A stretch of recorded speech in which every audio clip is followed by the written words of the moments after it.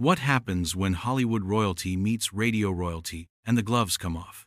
What unfolds when a duchess walks into the lion's den, expecting royal treatment but gets the Howard Stern experience instead? You won't believe what transpired during last night's explosive episode that had the entire internet buzzing within minutes of airing. Before we get into this incredible story, make sure you hit that subscribe button and drop a comment below, because you're not going to believe what unfolds when Meghan Markle thought she could control the narrative on Howard Stern's show. The stage was set for what many expected to be a softball promotional appearance. Meghan Markle, fresh off her latest media venture, had agreed to appear on the Howard Stern show to discuss her upcoming projects and continue her carefully orchestrated media rehabilitation tour. What nobody anticipated was that Howard wasn't in the mood to play along with the usual celebrity PR playbook. From the moment Meghan settled into the guest chair, something felt different. Howard's energy was sharper than usual, his questions more pointed. The atmosphere in Studio 69 crackled with intention that even longtime listeners could sense through their speakers. Robin Quivers, Howard's co-host, seemed to pick up on it immediately, her usual warmth replaced by a watchful silence. "So, Meghan," Howard began, leaning back in his chair with that familiar predatory smile, "let's talk about authenticity. You've built this whole brand around being authentic, speaking your truth. But I gotta ask you something that's been bothering me." He paused, letting the silence hang heavy in the air. "When did you decide that authenticity meant rewriting history every time you sit down for an interview?" The question hit like a lightning bolt. Meghan's media-trained smile faltered for just a fraction of a second before snapping back into place, but Howard caught it. The audience caught it. Even through the radio waves, you could feel the shift in energy. "I'm not sure what you mean by that, Howard," Meghan replied, her voice maintaining that carefully modulated tone she'd perfected over years of public speaking. "I've always been consistent in sharing my experiences and my truth." "Your truth," Howard repeated, emphasizing each word with theatrical precision. "See, that's interesting phrasing. Because truth used to be just, truth. Now everyone's got their own version. It's like ordering at Starbucks. Everyone's got their own special blend." The tension in the studio was palpable. Fred Norris, usually invisible behind his sound effects board, seemed frozen, unsure whether to punctuate the moment with one of his trademark audio stings. This wasn't the usual Howard Stern celebrity roast. This felt personal, targeted, dangerous. Meghan shifted in her chair, her posture straightening into what royal watchers would recognize as her defensive stance. "Howard, I think there's been some misunderstanding about my intentions. I came here today to talk about my new projects and the positive work I'm doing." "Oh, the positive work," Howard said, his voice dripping with sarcasm. "Let me ask you about that positive work. Is part of that positive work throwing your family under the bus every chance you get? Because from where I'm sitting, it looks like you've made a career out of playing the victim while simultaneously stepping on everyone who helped you get where you are." The studio fell silent except for the low hum of the equipment. This wasn't going according to anyone's script. Meghan's handlers, visible through the glass partition, were frantically whispering among themselves, clearly debating whether to intervene. "That's not fair, Howard," Meghan said, her voice now carrying an edge that her media training hadn't quite managed to smooth away. "You don't know what I've been through. You don't know the challenges I've faced or the racism I've experienced." "Racism," Howard repeated flatly. "Right. So let me get this straight. You marry into literally the most privileged family on the planet, get a fairy tale wedding that cost millions, live in palaces, and your takeaway is that you're a victim of racism? Meanwhile, there are people actually struggling with real racism who don't have the luxury of complaining about it from their Montecito mansion." The gloves were officially off. Meghan's carefully constructed media persona began to crack as her voice rose slightly. "You have no idea what it's like to be constantly scrutinized, to have every move you make dissected and criticized, to have your children's safety threatened." "Your children's safety threatened?" Howard leaned forward, his reporter instincts kicking in. "By who? The paparazzi you call when you want positive coverage? The same media machine you've been feeding stories to for years?" Or are we talking about the family members you've been systematically destroying in interviews? Robin finally spoke up, her voice cutting through the tension. Howard, maybe we should. No, Robin, Howard interrupted, his eyes never leaving Meghan. I think our guest wants to have a real conversation for once. Isn't that right, Meghan? Isn't this what authenticity looks like? Or do you only do authentic when you can control the narrative? Meghan's composure was visibly cracking. Her hands, which had been folded neatly in her lap, were now gripping the arms of her chair. You're being incredibly disrespectful, Howard. I came here in good faith to have a conversation, not to be attacked. Attacked? Howard laughed, but there was no humor in it. Lady, this isn't an attack. This is what a real interview looks like when someone isn't spoon-feeding you softball questions. You want to talk about disrespect? Let's talk about how you disrespected an entire institution, an entire family, and an entire country, because things didn't go exactly the way you wanted them to. The confrontation was escalating rapidly, and everyone in the studio could feel it spiraling towards something unprecedented. Meghan's team behind the glass was now openly gesturing, trying to get her attention, but she was locked in combat with Howard, her media training abandoned in favor of raw emotion. You don't understand the pressures I was under. Meghan shot back, her voice now clearly strained. The isolation, the lack of support, the way I was treated by the institution and the media, I had to protect myself and my family. Protect yourself? Howard's voice rose to match hers. By going on Oprah and torching everyone who helped you? By writing books and doing interviews where you paint yourself as the innocent victim while everyone else is the villain? That's not protection. That's character assassination with a PR team. The studio was electric with tension as these two media titans faced off, neither willing to back down, both too proud to retreat. What had started as a promotional appearance was rapidly becoming the most explosive confrontation in Howard Stern show history. And everyone present knew they were witnessing something that would be talked about for years to come. But this was just the beginning, because Howard Stern was far from finished, and Meghan Markle was about to discover that controlling the narrative wasn't going to be as easy as she thought. The silence stretched for what felt like an eternity before Howard leaned back in his chair, that infamous smirk spreading across his face. He'd drawn blood, and everyone in the studio knew it. But instead of backing off, he pressed harder, like a shark sensing weakness in the water. You know what I find fascinating, Meghan? Howard said, his voice deceptively calm now, which somehow made it even more menacing. You talk about being isolated and unsupported. But let's talk about what really happened. You had an entire PR machine working for you. You had staff, advisors, the best of everything. But somehow, everyone around you was the problem. Everyone except you. Meghan's jaw tightened visibly. That's a gross oversimplification of what I went through, Howard.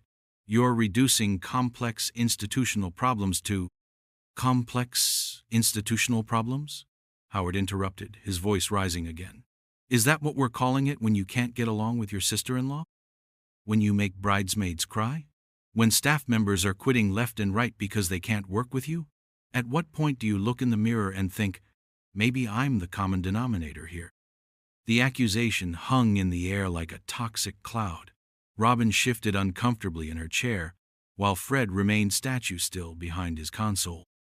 This was territory even Howard rarely ventured into, the complete dismantling of a guest's public persona in real time. That's not what happened, Meghan said, her voice now trembling with barely controlled anger. Those are tabloid narratives designed to tear me down. I was bullied by the British press from day one, and when I tried to defend myself, I was painted as difficult. Bullied by the British press? Howard's laugh was sharp and cutting. The same press that gave you wall-to-wall positive coverage when you first started dating Harry? The same press that celebrated your engagement, your wedding, your pregnancy? They only turned on you when you started acting like you were bigger than the institution you married into. You don't know what you're talking about, Meghan snapped, her composure finally cracking completely. You weren't there. You didn't see how they treated me behind closed doors. You didn't experience the microaggressions, the subtle racism, the way they tried to silence me when I tried to speak up for what was right. Howard pounced on her words, like a predator sensing vulnerability. Microaggressions, subtle racism, from the family that welcomed you with open arms, that spent millions on your wedding, that gave you a platform bigger than most world leaders? Come on, Meghan. You're sitting here talking about racism while you systematically destroyed the reputation of an elderly woman who dedicated her entire life to public service. The mention of the Queen seemed to strike a nerve deeper than anything Howard had said so far. Meghan's face flushed with anger, and her carefully maintained royal composure evaporated entirely. "Don't you dare lecture me about the Queen," she said, her voice rising to a level that made the audio engineers scramble for their controls. "You have no idea what that family is really like behind closed doors.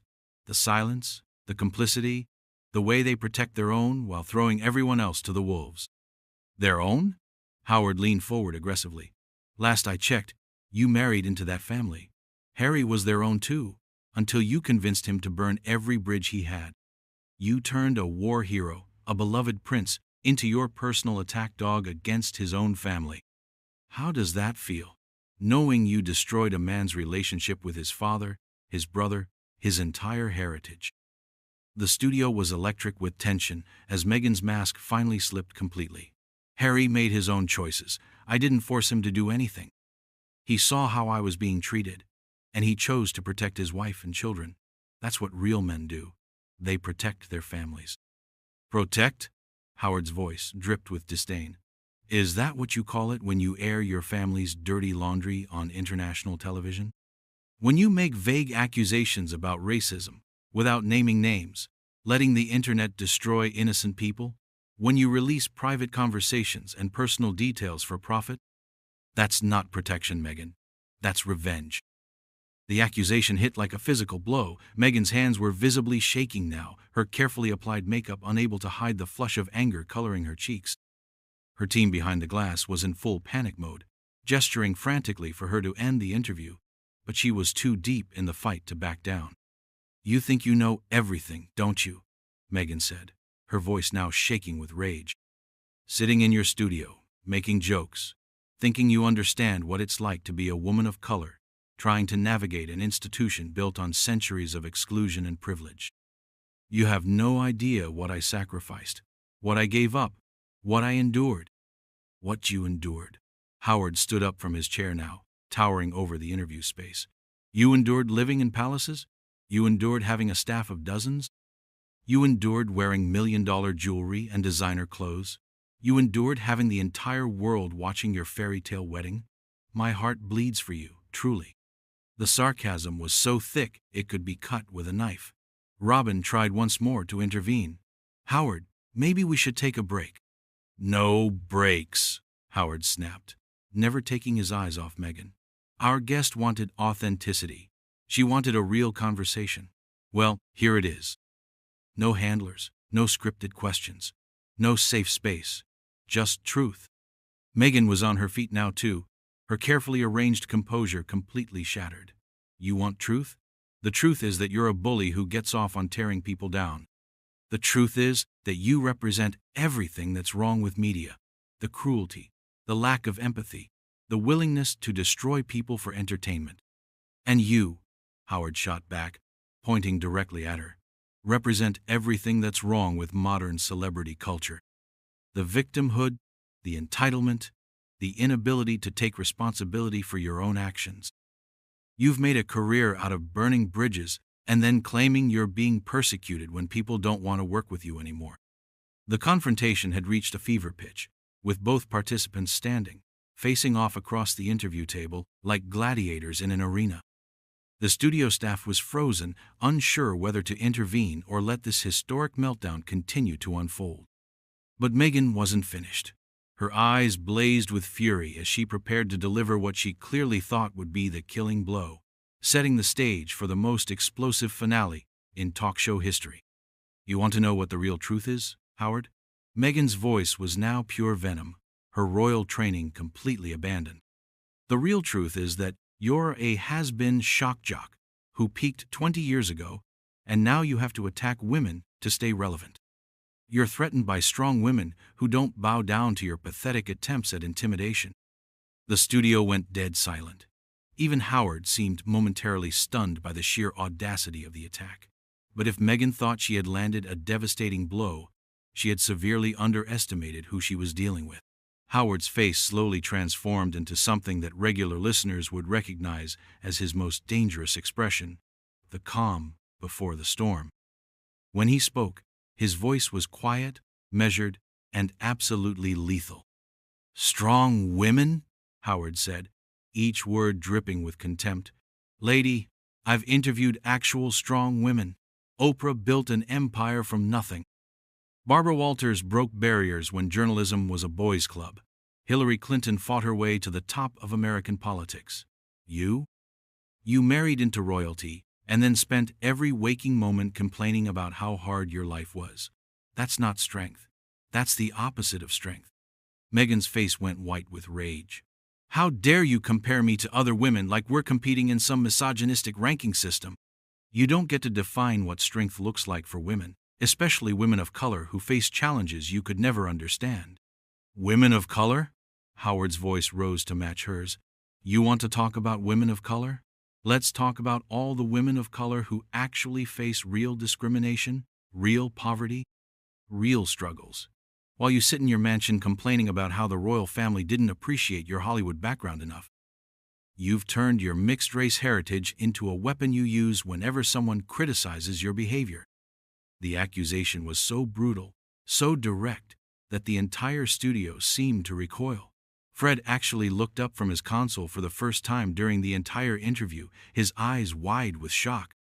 Robin's mouth was hanging open. Even Meghan's handlers had stopped their frantic gesturing and were simply staring in horror. "That is disgusting," Meghan spat, her voice now shaking with pure fury. "You're disgusting. To sit there and minimize the racism I've experienced? To dismiss my struggles because I had privileges. That's exactly the kind of toxic masculinity and white privilege that I've been fighting against my entire adult life." "White privilege?" Howard laughed, but it was a harsh, bitter sound. "I'm the son of a radio engineer from Queens who worked his way up from nothing. You grew up in Hollywood, went to private schools, had acting coaches, and married a prince. But somehow I'm the privileged one? The delusion is incredible." Meghan was visibly trembling now, her carefully applied makeup starting to run as her emotional control completely collapsed. "You don't know anything about my childhood, about what I went through growing up biracial in America, about the struggles I faced trying to make it in Hollywood as a woman of color." "Struggles in Hollywood?" Howard pounced on her words like a predator. "You mean the struggles that led to you landing a starring role on a hit TV show? The struggles that put you on red carpets and in magazines? The struggles that introduced you to the social circles where you met a prince? Those struggles? Because from where I'm sitting, it looks like Hollywood worked out pretty well for you." The confrontation had reached a level of intensity that nobody in the studio had ever witnessed. Meghan was now openly crying, but they were tears of rage rather than sadness. Her whole body was shaking as she pointed an accusatory finger at Howard. "You are everything that is wrong with this world," she screamed, her voice cracking with emotion. "You sit there in your privileged position, tearing down women, especially women of color, for entertainment. You're a relic from a toxic era that the world is moving beyond. And you," Howard roared back, now fully unleashed, "are everything that's wrong with modern celebrity culture. You take every advantage, use every privilege, exploit every opportunity, and then play victim when people call you out on your behavior. You've made victimhood into a brand, and frankly, it's pathetic." The word pathetic seemed to be the final straw. Meghan's face contorted with pure rage as she grabbed her purse from beside her chair and stood up so violently that her chair nearly toppled over. "I don't have to sit here and listen to this abuse from a washed-up radio host who thinks he's still relevant," she shouted, her voice now hoarse from the emotional strain. "You're nothing but a bully with a microphone, and I'm done giving you the attention you so desperately crave." "There it is," Howard called out as she started to storm toward the studio door. "The real Meghan Markle. When things don't go your way, when you can't control the narrative, when someone asks you real questions, instead of kissing your royal behind, you run away. Just like you ran away from your family, Just like you ran away from England, just like you run away from every situation where you can't be the victim. Meghan spun around at the door, her face streaked with tears and twisted with fury. You know what, Howard? History will remember me as someone who stood up for what was right, who fought against racism and inequality, who used my platform to make the world better. You'll be remembered as a sad old man who got his kicks from humiliating women on the radio. History. Howard laughed one final time. History will remember you as the woman who married a prince and then spent the rest of her life complaining about it. The woman who had everything handed to her and still wasn't satisfied. The woman who turned being a royal into a professional grievance. With that final exchange, Meghan Markle ripped open the studio door with such force that it slammed against the wall. Her team scrambled to follow her as she stormed down the hallway, her heels clicking furiously against the floor. The sound of her departure echoed through the studio as the doors slowly swung shut behind her. Howard remained standing for a moment, breathing heavily, before slowly sinking back into his chair. The studio was absolutely silent, except for the low hum of the equipment and the distant sound of elevator doors closing as Meghan and her team made their escape. Robin was the first to speak, her voice barely above a whisper. Well, that, Howard said, wiping sweat from his forehead, was exactly what happens when someone who's used to controlling every interview, every narrative, every conversation, meets someone who doesn't play by their rules. Fred finally found his voice. I've been working here for 30 years, and I've never seen anything like that. Howard nodded, still catching his breath from the intensity of the confrontation. That's what authenticity actually looks like, folks. Not the sanitized, focus-grouped version that celebrities try to sell you. Real authenticity is messy, it's uncomfortable, and sometimes it reveals things that people would rather keep hidden. As the studio slowly returned to normal, with staff members beginning to move around again and equipment being adjusted, it was clear that everyone present had witnessed something unprecedented. The most explosive celebrity meltdown in radio history had just unfolded in real time, and the aftershocks would be felt across the media landscape for months to come. The interview that was supposed to be a simple promotional appearance had instead become a masterclass in what happens when Hollywood privilege meets New York directness, when carefully constructed, public personas collide with unfiltered questioning, and when someone who spent years controlling their narrative finally encounters a situation they can't manipulate. Howard looked directly into the microphone one final time. Ladies and gentlemen, that was Meghan Markle, showing us exactly who she really is when the cameras are rolling and she can't edit the footage. Sometimes the most revealing interviews are the ones where the guest reveals more than they ever intended to. And with that, one of the most explosive confrontations in talk show history came to its dramatic conclusion, leaving listeners across the country stunned by what they had just witnessed, and ensuring that this interview would be talked about, analyzed, and replayed for years to come.